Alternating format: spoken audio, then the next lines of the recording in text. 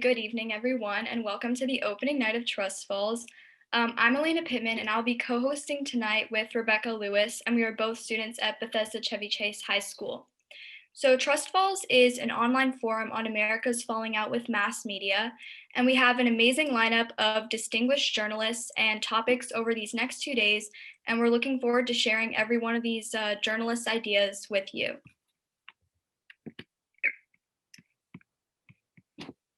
We're going to be starting off with an original song by Olivia Madrigal based on the events at the Capitol on January 6th.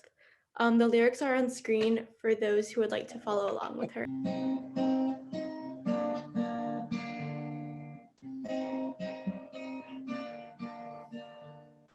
Even understand how much they're carting away. Bodies, but the souls, the faces of the people beg them to stay. Stay safe, be strong, have faith, live long. A nation that once was a thing to be proud of.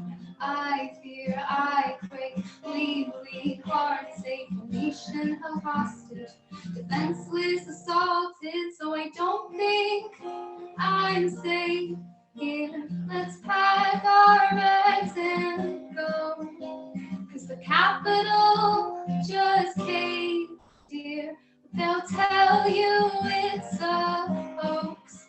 Now there's a throne where our dome once stood. Even understand how much they're going insane. Hypocrisy that cost my freedom is too high a price to pay. So I don't think I'm safe here. My rights are thrown like stones by party puppet slaves to power who'd rather ignore votes. Now there's a throne where our dome once stood. Now they're screaming out like flames lit fire to the house. Bash the ground, those heads doused, awful sound as the world burns, but the liars make it out. The hell they raise, they never escape. The song won't play, and there's a game. This time like this can't make things right. Some have tried, didn't surprise, and they survive. So I'll plot, leak out loud and bring them down. 'Cause I believe systems decreed in 17, and it won't take a miracle.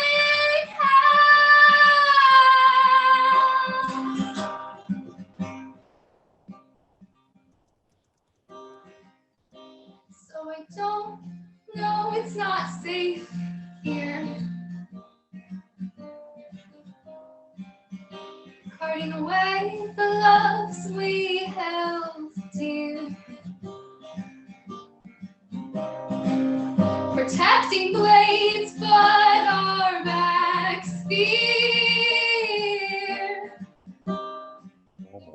Yeah, the Capitol just caved, dear. That's it. Thank you so much. Thank you so much, Olivia. So I'm going to go back to sharing my screen. So I'm just going to share some more information. So I just want to take a moment to acknowledge the 500,000 of lives lost to COVID-related causes in the US. And in this forum, we will also be exploring the mistrust of mainstream media and its connection between the public health situation with relation to the pandemic. So an additional note that Congressman Jamie Raskin will be speaking at 6:45 p.m. Eastern Standard Time before the closing panel on Thursday to share some experiences with the trust divide. And then Trust Falls, like so many of the programs at Bethesda Chevy Chase High School, is made possible by the BCC High School Educational Foundation. To help BCC journalism students pay it forward and back during these difficult times, please consider making a donation to the BCC High School Educational Foundation, and I'm going to be putting the link for more information and how to donate in the chat right now.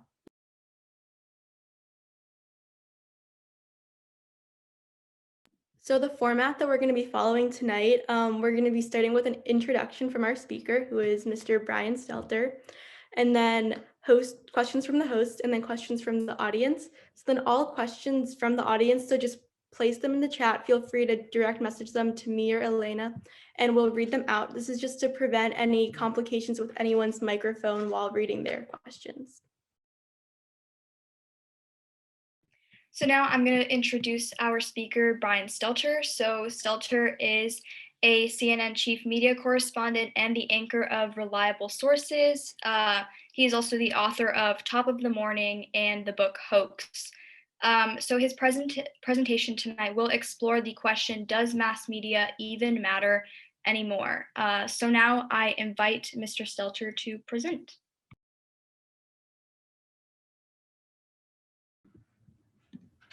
First, you have to press unmute, right? Thank you very much. Thank you for the introduction. I'll give you a one-word answer to the topic, which is yes, absolutely.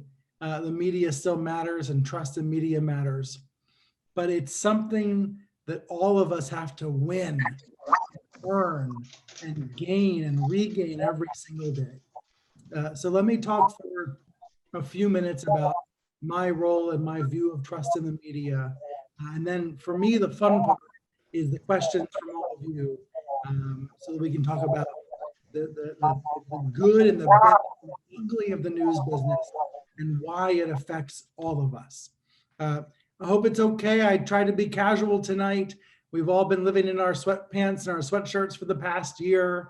Don't tell anyone at CNN, but I do go to work sometimes in my sweatpants now because there's nobody in the building anymore. We have cleared out because of the pandemic, and I'm only there when I'm doing a live shot or I'm anchoring my show on Sunday morning.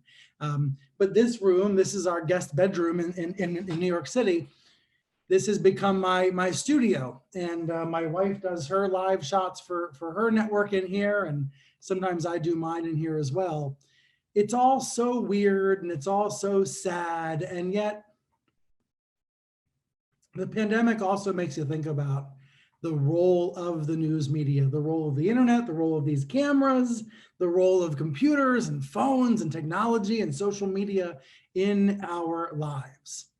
And the reason why we know about the virus, the reason why we know how to stay safe, the reason why we know about the death toll and also the vaccines and the hope and the help is on the way is because of the nation's news media. We absolutely have challenges. There's absolutely a lack of trust in media that is hurting the industry and hurting the business and hurting the country. But I view trust this way. I view trust as something you either lose a little bit every day or you gain a little bit every day. Kind of like, I haven't been to the beach in a while. Oh but I used to go to Ocean City, Maryland every year. I used to stay, like where those towers are on 100th Street, or we used to stay down 25th Street. And every year we go down to the beach, and trust is kind of like the way sand erodes from the ocean. After a big storm, the sand gets ripped away and the sand is eroded. And then it can build back up. And I think trust in media is a lot like that. Every day you can either gain a little bit of trust. Journalists, reporters can either gain a little bit of trust or can lose a little bit of trust. And I think that is fundamentally why, the daily practice of journalism, the accuracy, the standards, the practices matter so much, because every day we have a chance either to gain a little bit of trust and get all of you to trust us a little bit more, or to lose a little bit more, to erode a little bit more, to lose some of that sand off the beach, and to do damage to the profession and the country. So that's how I view trust, and I'd love to talk to you all more about that as this hour goes on. I'll tell you a little bit about my background and how I came to be sitting here in my Journalism Matters sweatshirt in my guest bedroom in New York City. I grew up in Damascus, which is up 270 from all of you. I like to say that in Damascus, we were the reason why you all would have snow days pre-pandemic, because when it would pour snow in Damascus, and in Bethesda it would be raining, but all of Montgomery County would have a snow day, thanks to Up County. So I grew up in Damascus after being born in Holy Cross, and my dad worked as an appliance repairman in DC. So every day he was driving down 270, driving down 495, driving into the city, repairing people's refrigerators, repairing their appliances, and then coming home at the end of the day. And every day I waited by the door, and I wanted to tell him what had happened that day. I wanted to break the news to him, which is ridiculous, right? Because when you're a 12-year-old, you don't realize that your dad is listening to WTOP in the car the whole time. He's listening to the radio the whole time on the way home, stuck in traffic on 495. So he already knows the news, but he let me pretend to break the news to him when he would get home at the end of the day. And I guess that was me being an aspiring TV anchor, wanting to break the news. I was obsessed with the news from a very young age. I would call into WUSA and WRC and WJLA, and I would tell them the snow totals and try to help the news coverage that way. And that kind of desire to be a part of the news, that's what we see happen all the time now on social media. When that plane ran into engine trouble over Denver the other day, and people started tweeting pictures of the engine parts flying down out of the sky, that's that same desire to be a part of the news, to alert newsrooms to the emergency, to tell people what's going on. Desire is as old as time. And I think newsrooms can tap into that. And all of us can have more trust in the news. As all of us contribute to it and make the news better. So I grew up in Damascus, went to school near Baltimore at Towson University, ran my school newspaper, started a blog called TV News, or all about TV news. And I always say to people, whether you're in high school or college or beyond, there's no such thing as an aspiring journalist. You either are a journalist or you're not, but there's no in between. There's no aspiring, because you can be producing journalism every day. You can be writing and reporting and researching. You can be making videos, taking photos, doing the acts of journalism every day. So to those of you who are watching right now, who are thinking about this as a career, you can go ahead and start, right? I'm sure many of you already are, and this event is an example of that. But you can go ahead and start doing it. Mute. Did I mute myself? I did. Sorry about that. Now I'm back. What I was trying to say is you can go ahead and start today and do it today. So in college, working for my school paper, fell in love with print newspapers. I joined the New York Times when I graduated college. I always had this interest in television, but I figured I was too bald to get on the TV. Even at that young age, I figured I was too bald to ever host the Today Show, to ever be on television all the time. And I loved my job at the New York Times, writing about media, writing about morning TV. It was the perfect job to learn the industry and to learn how media works and to learn about the problems we have. But CNN called me in 2013, made me the host of Reliable Sources. And I've been doing this for 7 years now, talking about how the news gets made. It is something that affects everyone, but it affects all of us, whether you realize it or not. And I know many of you already do realize it. Think about this week, these new pictures we're getting from Mars, the lunar landscape. Those are coming through the media, through the television networks, through the big news outlets, and to all of us. The media is this intermediary in between us and what is going on in our world. And that is why we need newsrooms and companies and media empires to be strong and healthy and inclusive.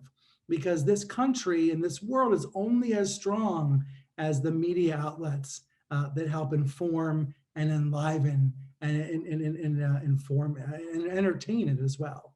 I'm just having fun with the background. I'll go back to my normal background. I hate this normal bedroom background, so I was trying to liven it up a little bit. But that's my view, of the media universe, that we can inform, we can enliven, we can entertain, we can help people feel more connected to the world around them. There is so much potential that comes from writing a story, anchoring a television show, broadcasting to the country. Even something like a TikTok video is something that can have a real incredible viral power. With that power, with the great power comes great responsibility. And obviously that's where trust really factors in. There is no doubt journalists have suffered self-inflicted wounds, have made it harder for the public to trust the information they hear. But I'll just tell you all briefly how I view this conversation about trust in the media, and then we can open it up for questions. My view of America in 2021 is that everybody trusts some form of media. Overall, if you were to ask somebody on the street, do you trust the media? They will probably say no, because they are counting the media to mean everything from American Idol to TMZ to Newsmax to Slate to Salon. Like, they're counting everything in the word media. But if you were to say to that person, do you trust your local weatherman? Do you trust your local newscast? You get a different answer. You get a different answer. People do trust local sources. They do trust some forms of media. It's just that everybody trusts something different. The trust is widely dispersed. It's like a volcano erupted, and trust is spread out all over the landscape now. And some people trust CNN, and some people trust Fox.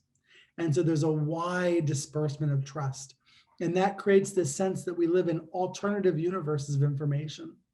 CNN covering the riots every day, covering the aftermath, covering the fallout from the terror attack in the Capitol. Fox downplaying it. Juan Williams is going to be with you at this conference.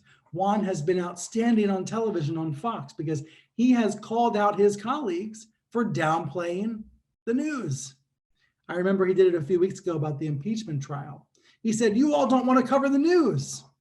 And ultimately, these partisan bubbles are a real problem for media. But I don't think we should lose sight of the fact that the news media, American media, means so much more than the partisan, political, polarized fights that we are all used to. When there's a blizzard or a tornado or a water crisis, when there's a disaster in your community, you do trust your local journalist to help you know what to do and how to get out of the mess. That kind of trust is really, really critical. And it's about more than politics. It's beyond politics. When I'm trying to decide who to vote for, whether to vote at all, local news coverage matters a lot. When I'm trying to figure out if it's safe to send my daughter to school, news coverage matters enormously. And that's where trust really matters. Right now, I'm trying not to wake up my son. He's 18 months old. He's across the room here. He's on the other side of the wall. And he's teething. He doesn't want to sleep. So I'm hoping I can get him to relax and not hear me booming through the wall for the next 45 minutes or so. But what I would love to do is take your all's questions. I see there's some that are already coming in. Ask me anything. I find this to be the fun part of a conversation like this. Challenge me, surprise me, and let's get to it. Okay, so first question. In an interview with Steve Adubato, you talked about the purposeful disinformation from right-wing media outlets. How do you think the spread of this information will impact the country in the years to come? I think it's really complicated out there, and it's confusing out there, and people don't know what to believe. And there is a lot of right-wing disinformation, but I don't want to claim that's the only source of confusion either. There are times when left-wing outlets also get the facts wrong or also sow confusion. I think right now what we see in the United States is and many researchers have backed this up, there is a particular kind of parallel universe of information that is largely devoted to President Trump. It's not even right wing. It's devoted to Trump. It's pro-Trump, no matter what the truth is. And that has had clearly damaging consequences. When I'm getting harassment and hate mail from people calling me an enemy of the people, that's Trump's fault. And he bears responsibility for that kind of nastiness and sickness in politics. But, you know, Governor Andrew Cuomo here in New York has also been bashing the media lately. So media bashing is not limited to one party. I think we're going to continue to live in this environment where some of the conversation about media is poisonous and ugly. But here's what I would say on a positive side. And I think this is true for me at the age of, I don't know, 35, 34. I sometimes forget how old I am. Like it's true for me in my 30s, and it's true for you all, you know, when you're thinking about 17, 18, looking toward college. The media has never been more vital and important than it is right now. So all the nastiness, all the disinformation campaigns, it's all real and it's all true and it's all a problem.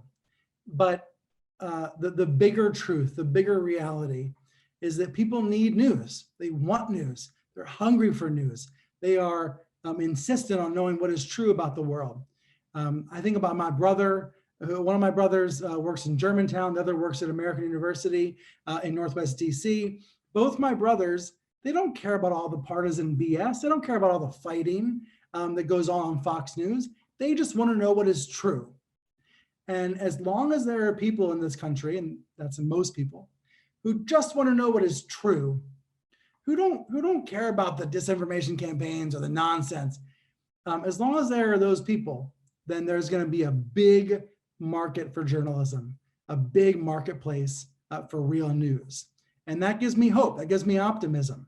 I look at the ratings for CNN in the last 3 months as proof that people want to know what is real, even if they're skeptical, even if they're not sure whether to trust me, even if they come at me with skepticism, which is fair, they're still tuning in record numbers to know what is going on. And that makes me hopeful. Thank you. So another question is, while speaking with over 250 Fox News insiders for your book, Hoax, what was your most surprising finding? I'm gonna go grab the book over here. It's on the bookshelf. I gotta have a prop on here for Zoom, right? So there it is. The reason I wrote this book is because I think Fox News is one of the most important stories in America, because there are tens of millions of people. Sorry, I dropped my phone. There are tens of millions of people who only trust Fox and will never trust me on CNN. And it didn't used to be that way. It was not that way when I was in high school in Damascus. It has really become ugly and partisan in some corners of the country. Again, not most people, not most of the time, but there's a subset that only trusts Fox, and that's worth really studying. I think the biggest finding for me is that the people inside Fox are not happy with the state of affairs. They don't like the way this has happened. They don't like the fact that news shows are shrinking and opinion shows are expanding and expanding and expanding. That there's more and more room for opinion, which is untethered from facts, and less room for news, which is fact-based. On CNN, I don't argue about taxes or energy or social issues. Like, I'm not there to tell you what to think about tax cuts. I'm just there to defend truth and honesty and decency and try to help you understand how the media works. But unfortunately, there are more and more shows that are just unhinged from those values, unhinged from democratic values that are pushing partisan propaganda. And I think it's important to expose that. And I think what's more important than me writing about it are all of the staffers at Fox who wanted to draw attention to the problem, who wanted their voices heard. And by the way, it's not just Fox. I see in the chat here, people talking about One American News. There are these far right outlets now challenging Fox News from the right. And that battle is something to watch. But I think in some ways that battle is separate from the conversation about the state of the news business. Because a lot of what they are doing on One American News, Newsmax, whatever, is not news at all. It smells like news, but it's not. It's propaganda to make you feel better as a viewer. And unfortunately, I think all of us in the country suffer when this pollution is in the atmosphere. Think about it this way. When there's a factory that's blowing pollution into the sky, the people who live closest to the factory get the sickest. They suffer the most. So if you are watching these far right outlets, you suffer the most. But everybody gets sick when there's pollution in the atmosphere. It affects everybody because it changes our conversation. So right now there's an attempt from far right media to say that the riot was not an armed insurrection, that it wasn't that big a deal, that it wasn't a terrorist attack, which it was. There's an attempt to deny the reality of what happened on 1/6 and to push it down the memory hole. And that's not a left or right argument. That's reality versus a fantasy fiction denialism. And just as liberals rejected left-wing denial of 9/11, so should everyone reject denial of 1/6. It's not partisan, but I think that's a challenge for us, not as members of the media, but as citizens, to say, we all saw it with our eyes. You can't pretend like we don't know what we saw with our own eyes. And those are going to be the battles, I think, in the years ahead. People trying to tell you, you didn't see it with your own eyes. But thankfully, I think most of us are smarter than that. Thank you. So the people who would typically most benefit from your writing just aren't reading it, like pointing out the divide in how different media sources are portraying things is kind of, to a lot of people, pointing out the obvious. So how do you bridge this divide and shed light so that the people who are consuming this type of distorted media and disinformation see what it really is? That's a hard question, and I have a hard time with it. But I'll tell you a couple of things that come to mind. One is that I try to be a real human being and not the caricature that is made up about me on Fox News. So some of the shows on Fox like to call me Humpty Dumpty, or they portray me as this like evil villain from Austin Powers movies. Like there's these different ridiculous ways they portray me. And it makes me laugh most of the time. One day my daughter walked into the room when I was watching Fox and they were making fun of me. And my daughter walked in and said, Daddy, you're on TV. And she said, Daddy, I like your tie. And she liked the color tie I was wearing, which made me feel a little better about the mockery on Fox. But I think it's important to show, however I can, that I'm a real person and not the joke that they make me out to be. So I think that's number one.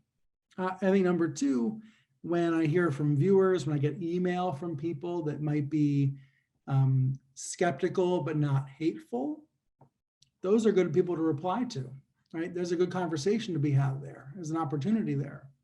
And so I try to do that. And I think number three, and this is probably the most important part, good reporting beats out everything else.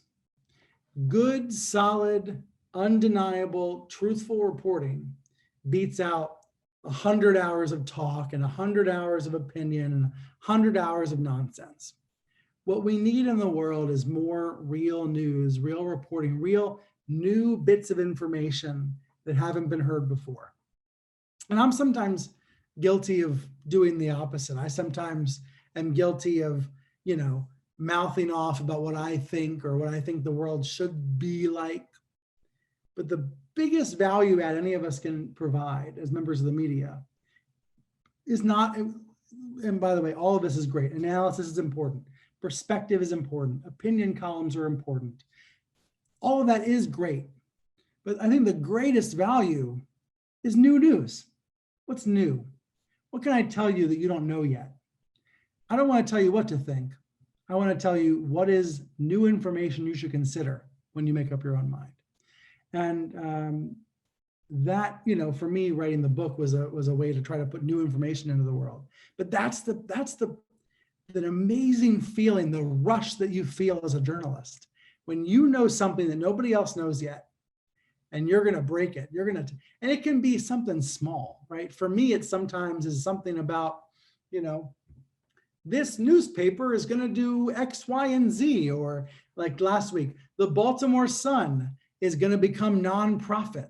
And this wealthy man in Chevy Chase is going to buy the paper, and he's going to try to take care of the paper. That's thrilling news. And if you're the first to know it and you break that news, that is a rush like nothing else. It's part of what makes journalism so thrilling as a profession, to try to tell people something they don't know yet. I mean, hell, it's why I waited by the door for my dad to get home 20 years ago. It's that kind of rush. It's so much more fun than actually working. And I think sometimes I myself have to go back to that core value. And I think as a profession, we have to go back to that core value of tell people what they don't know. And then, if it reaches them or not, it probably will reach them, but if it reaches them or not, or if they still think I'm Humpty Dumpty, then that's up to them. I think the Humpty Dumpty thing is really cute because, I don't have any hair and Humpty Dumpty has no hair, but the whole thing Humpty Dumpty is, how does it go? Humpty Dumpty had a great fall, right? So I guess they're waiting for me to fall down and break into pieces. And it's a good challenge to prove them wrong, right? Everybody in media needs competition or needs a challenge. And we used to have that in newsrooms or between rival newspapers, right? Like when I was at the New York Times, I didn't want to get scooped by the Wall Street Journal. I didn't want to get scooped by the Washington Post. So I guess now I want to prove to Sean Hannity that I'm actually not Humpty Dumpty.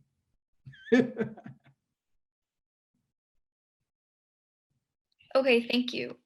So I'm gonna ask a question from the chat. How concerned should we all be that so many communities around the country no longer have local news organizations to cover their local government, the schools, police, and business?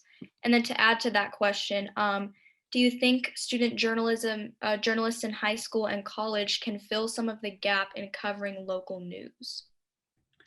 To the second question first, yes, absolutely. I think you all can fill the gap. High school and college journalists can fill the gap.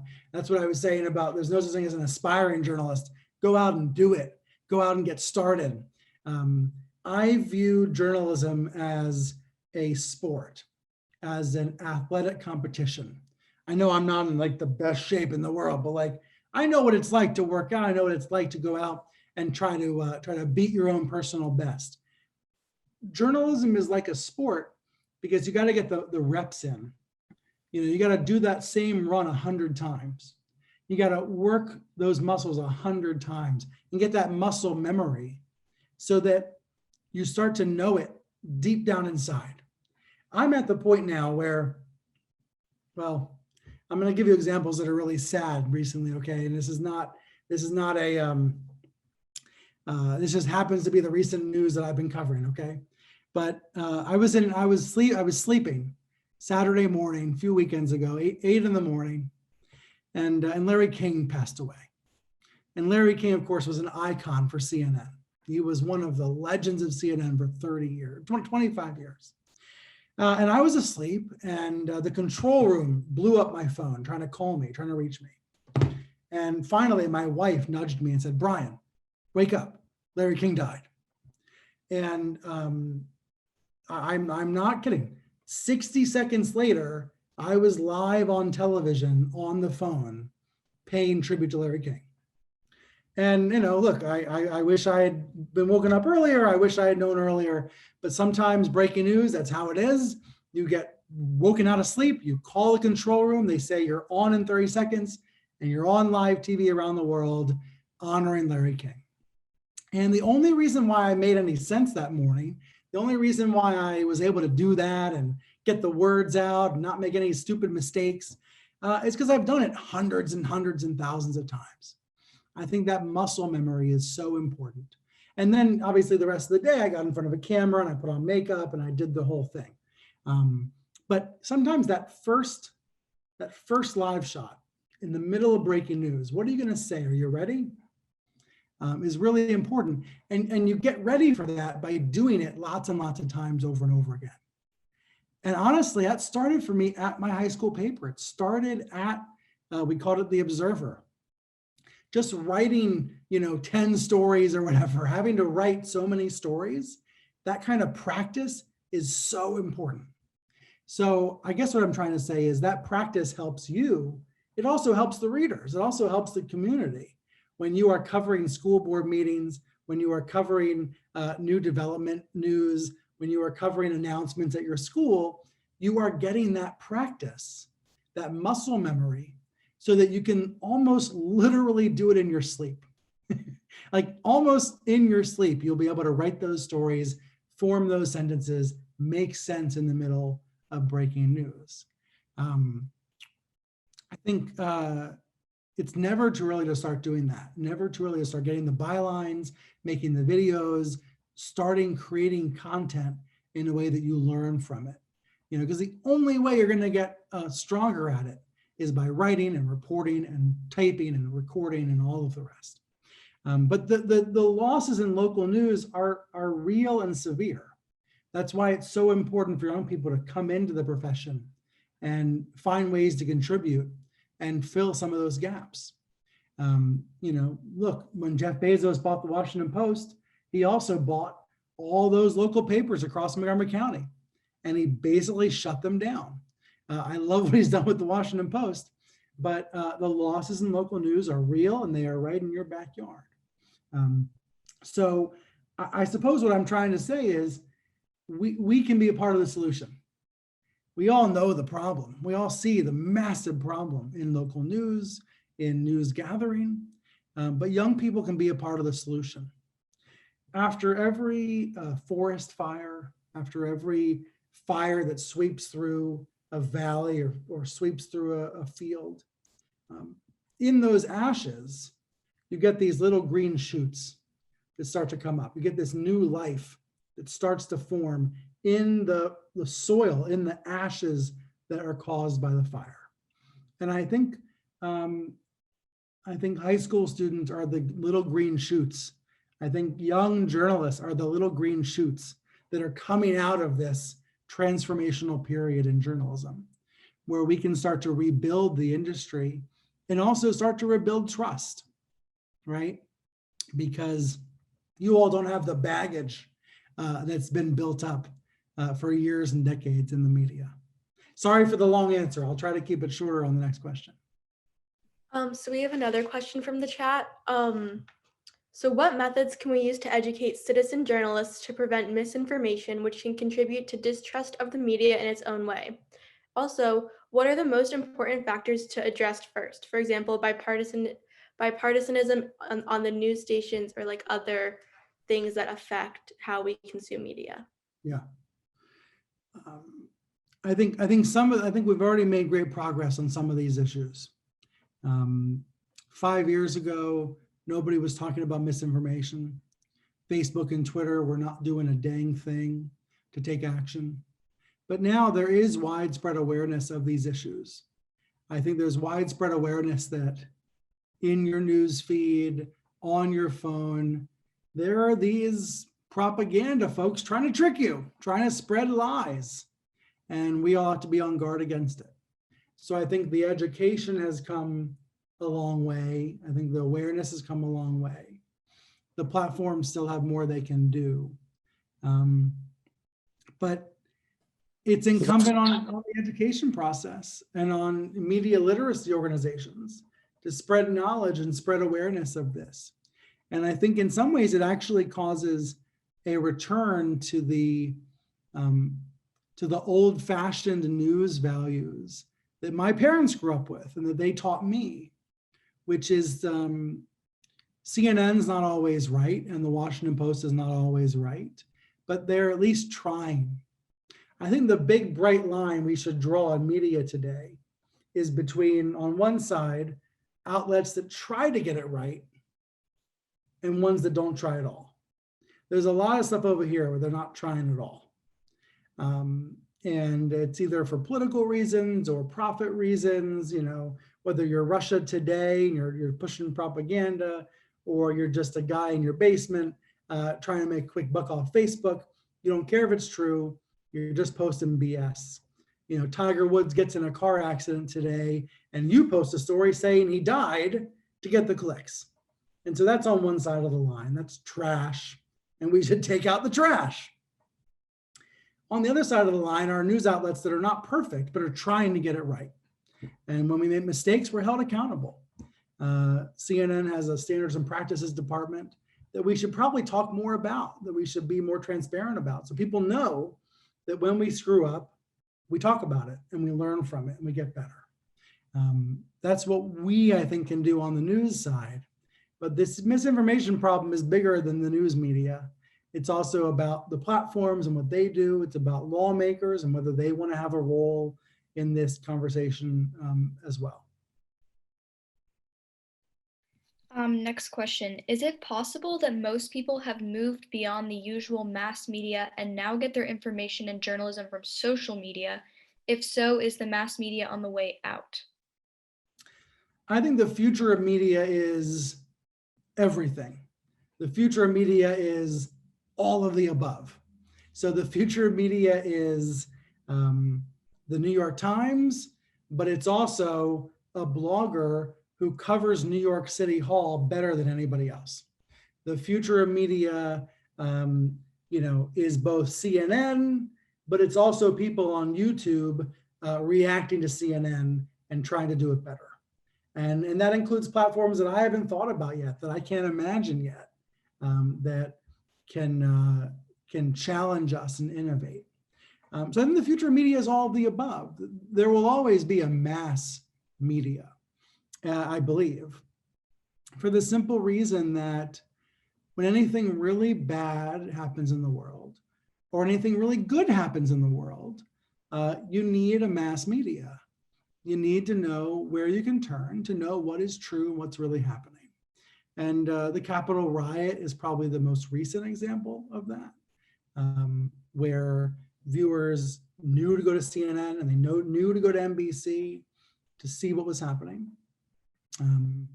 But that also happens in the best of times. Whether it's the Mars landing recently, good news, bad news, you need a mass media to inform the public. And that news then spreads on social and it spreads on phones and it gets to everybody through the mass media. But there will also be this long tail of media, these startups and Medium pages and Substack newsletters and TikTok accounts and all the rest where people are creating every day. And the best of that will keep rising to the top. That's why I think the future of media is everything. The future of media is all of the above. And that means that there are multiple pathways for people that are looking for a job, people that want to get a start in the industry. You can knock on the front door for sure, but I found my jobs through side doors. The New York Times recruited me because I was beating them on my blog, writing stories about TV news. And look, that's not easy. It doesn't happen every day, but that does happen. The New York Times hires people because they're getting beat by bloggers. CNN hired me, again, through a side door because of my work at the New York Times. So those pathways are going to be more and more numerous because the media world is going to be more and more complicated with more and more options. But I believe there will always be big networks, big newspapers, big news websites, because there are certain stories where you don't want to hear someone's opinion. You don't want to hear analysis. You just want to hear what is true. And thankfully, it doesn't happen very often. Thankfully, there are not, mass casualty events or violence very often. But every so often, you need those networks. You need those outlets, whether it's a weather emergency, whether it's a bunch of protesters in DC that turned to rioters. Those kinds of events need a mass media, need journalism. And we need to make sure that journalism values are intact and strong and healthy for those moments. So kind of adding on to what you just mentioned about getting into the industry, a question from the chat is asking, what are some entry level and or up and coming roles in newsrooms or in the industry for someone who's recently graduating from journalism school? Let me say a couple of things, which is number one, there's never been a better time to be moving into this profession. I know you read headlines about layoffs, you read headlines about lack of trust. I know you see bad news out there about the state of the news media. The former president was harassing us every day. I get it. You see all this nonsense from right-wing sources about the media being the enemy. Tune it out. The average American doesn't buy that baloney. The average American just wants to know what to believe and what is true, and they're willing to pay for it. When I bought a farmhouse out in New Jersey last year, and I signed up right away for the local paper in New Jersey, because it's only a few bucks for me, but it makes a difference for them to know that they have more subscribers. And that obviously is the future of news media, a subscription model all over the place, supplemented by advertising. And we are showing that it can work in markets large and small. So there's no better time to be a journalist, because right now, you can reach millions of people with a click of a button, with a snap on your phone screen. And that's an amazing power. It's not going to work every day, by the way, and it doesn't work for me every day. I put on my show on CNN on Sundays, and sometimes my best show is like my lowest rated show of the year, right? Or sometimes my biggest mistake happens on my highest rated show of the year. Like, it's not perfect, but the opportunity is endless and tremendous. So what would I say advice-wise? I would say, try to figure out what you're better at than me or anybody else. So try to figure out what you can do better than anyone else. Try to figure out what you can bring to the table that's unique. And it might be that you care more about this topic than anyone else. You care more about this issue or this location or this platform than anyone else. It might be, these old fogies on TV, they don't understand what's really going on with young people. It might be, I hear all this talk about Clubhouse, this new audio app where people are chatting via voice on their phones. I'm going to own that story, right? It might be location-based, right? My town's going through something, going through huge changes. There's no reporter at the local council meeting. So I'm going to be there and I'm going to keep track of it. And if you do that, you're going to gain 1,000 followers from people who want to know what happened at the town council meeting. I'm blown away. As I mentioned, this farmhouse in New Jersey, and I'm blown away by how little news coverage there is of my town. I would love to have, don't steal my idea, but well, don't steal it from my town. You can steal it for your town. I would love to have someone like running a group text chain for my town, reporting on what's going on. Are the roads plowed? What happened yesterday? What are those sirens? It seems that there was a fire across the, there are so many opportunities to experiment and try new ways of reporting and to create a community around that work. And I realize as I'm saying that, it does not sound easy, and it is not easy, but it is incredibly fulfilling. It is incredibly satisfying to gather information and put new information out into the world. When I finished, so I was talking about hoax earlier, when I finished this book last winter, I had all these people at Fox News who didn't talk to me for the book because they were afraid of me, or they didn't trust me, or they didn't believe me. They read the book, and like dozens of them started to talk to me and started to help me. And because now they trusted me, I had gained their trust. And that's the beautiful thing about journalism, right? I know we've had a lot of snow, so think about it like a snow metaphor. It's like a snowball rolling downhill, gaining more snow, gaining more traction, speeding up as it goes along. One source leads you to 2 sources, leads you to 10 sources. So I had all these people who didn't help me with my book, who all of a sudden talked to me. So I didn't rewrite, but I updated the book. We're going to release a new edition in paperback in a few months. with like 12 new chapters, thanks to the people that didn't help me before, but were willing to talk to me now. So my point is, it is so fulfilling. It is so satisfying to be trying to gather information and tell a story and get it out to the world. And I think when you're starting the profession, you're not stuck in old habits the way I kind of am. The way I think about how to, put on my television show on Sunday. When you're starting out, you're starting fresh, and you can use that to your advantage. And you can find areas that people at CNN aren't doing, stories they aren't covering, ways of covering news they're not doing, and use that and take advantage of those. I hope that makes sense. All right, next question. How are the competing interests of news networks making more money with Kardashian-styled news versus the well-researched piece affecting your journalistic passion? Kardashian-style news. I'm trying to think about what what that can mean. That can mean a lot of things, but look at today as an example. Tiger Woods, his car goes off the road, it rolls, he's in a serious car accident, he's in surgery. We don't know if he can ever play again. So in this space, there's so much we don't know. The biggest news about Tiger right now is what we don't know. And yet the cable news channels are live, wall to wall, no commercial breaks with live coverage. And that's not always the most satisfying news coverage. I get it. I've been a part of it. I was on the air the day Kobe died, and we didn't know much yet. And yet we have to fill the airtime. So why do we have to fill the airtime? Well, number one, viewers expect it. Viewers want to know.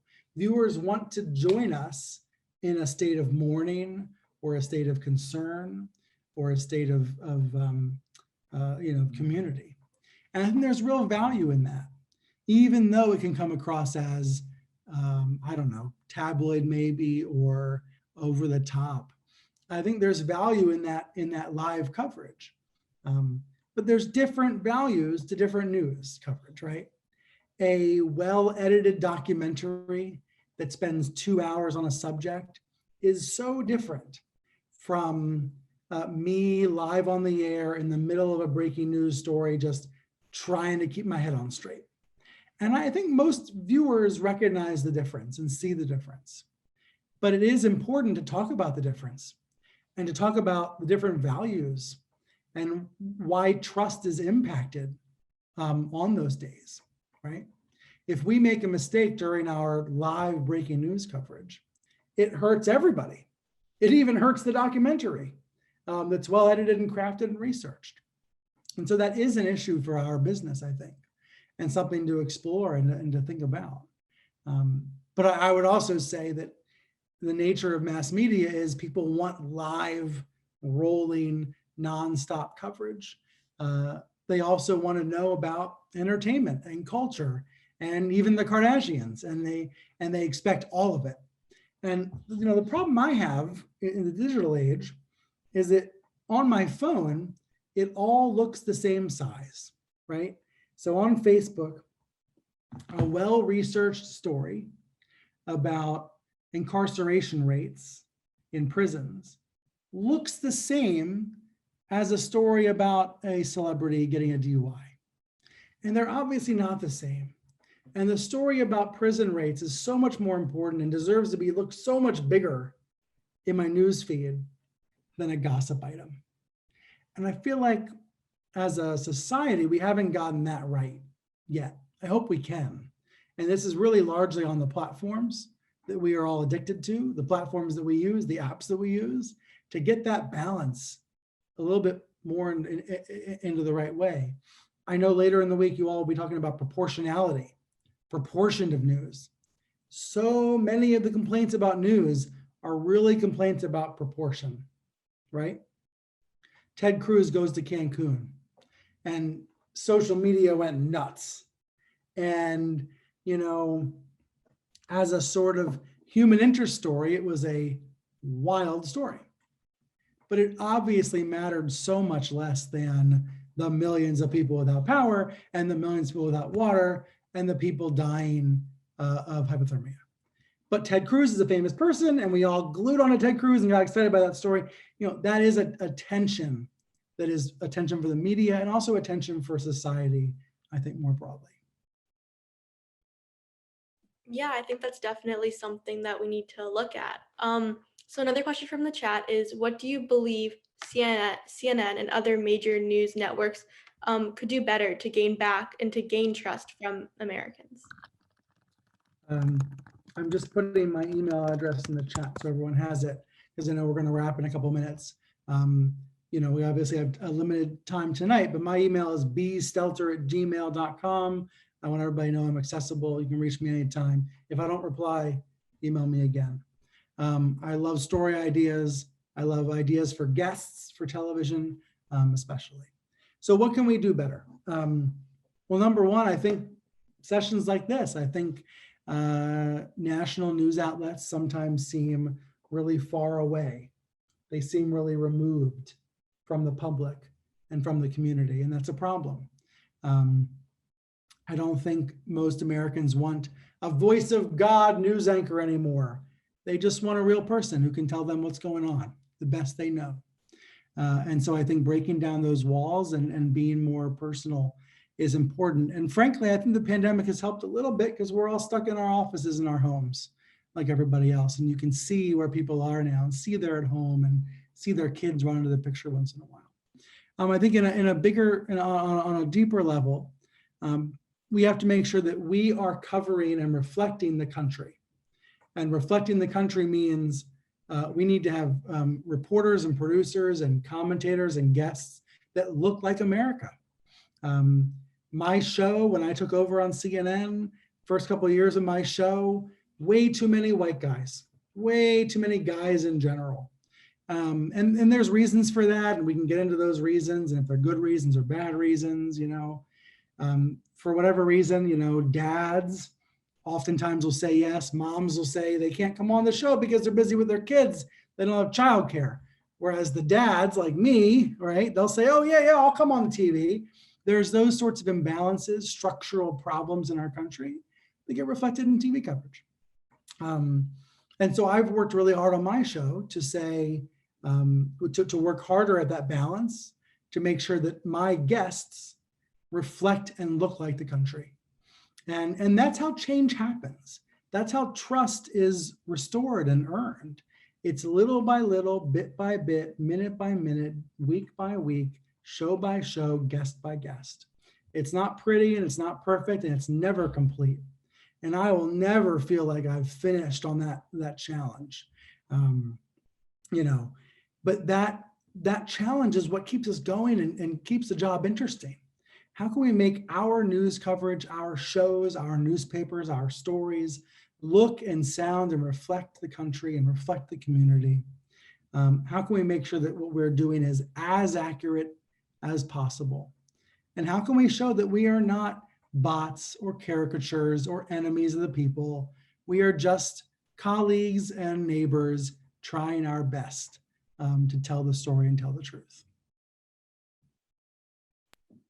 Do you have time for one more question? I do, and then I'm putting my 3-year-old to bed, so make it a good one. All right. So this last question is, some people say that they don't trust CNN because they're talking down to them. That's also a partisan issue, but if some public perceives you as having a problem, is it the network's job to fix the problem and restore trust, even if you don't think there's a problem, and is the customer always right? Well, there are hundreds of millions of customers, and I think the customer, you know, different customers want different things. So I think it's a complicated way to frame it.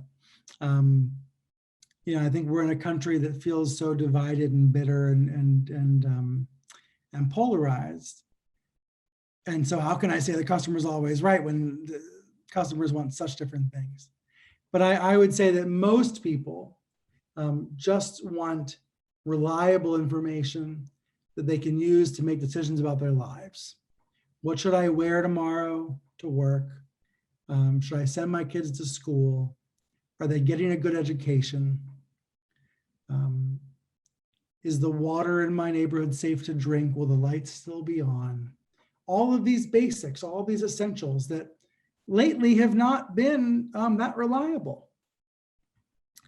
And in those moments of crisis and turmoil and failure come opportunities for journalists to prove their worth and to prove that we know what the customers need. There's always going to be lots of outlets and lots of media networks and lots of sources that are going to give people what they want, only what they want. Just as there will always be, I probably shouldn't say it, but like there will always be folks selling drugs, and there will always be people abusing drugs. But the vast majority of folks just want to know what is true and real, and just want to know what news outlets can help them figure that out. And I think we can win and earn and regain trust by doing the work every day, by being transparent with the public, by owning up to our failures and screw ups. You know, I find that when I make a mistake in my nightly newsletter and then I run a correction, I always get emails from people that say, wow, you run corrections. I'm so surprised, or I didn't expect that. It makes me more confident in the rest of your content. Because if you admit to a mistake once in a while, it makes people more confident in the rest of what you're doing. But that kind of admission, that kind of feedback loop does not come easy for a lot of people, including a lot of journalists who view corrections or mistakes as failures, as weakness, right? And I've made some doozies of mistakes in my career that I, you know, I looked back on, like, did I, you know, was that a weakness? Am I weak? Am I not good enough for this? But those corrections always cause people to trust you more. They actually bring people along, and they make you realize that we're in this to get the most accurate information we can and get to what is true. And if I get someone's title wrong, or if I spell something wrong, or if I pronounce something wrong, I own up to it and I fess up to it, and we learn from that. And that, I believe, is how we gain and regain trust, little by little, bit by bit, every day. So I want to thank everybody for the questions. I love these questions. They are spot on questions. I think you all are looking at this industry and this profession, this world, the right way with these questions. But most importantly, everybody on here, students or graduates or parents or grandparents, you all can be a part of the solution to these problems. And I think many of you already are the solution to the problems that affect the news industry and the country writ large. I just want to mention my email address again, bstelter@gmail.com. I'm always accessible. I really do believe what my sweatshirt says. Journalism matters more than ever. I believe it because there's so much confusion and chaos and noise out there. It makes real news even more valuable. So thank you, everybody, and have a great conference this week.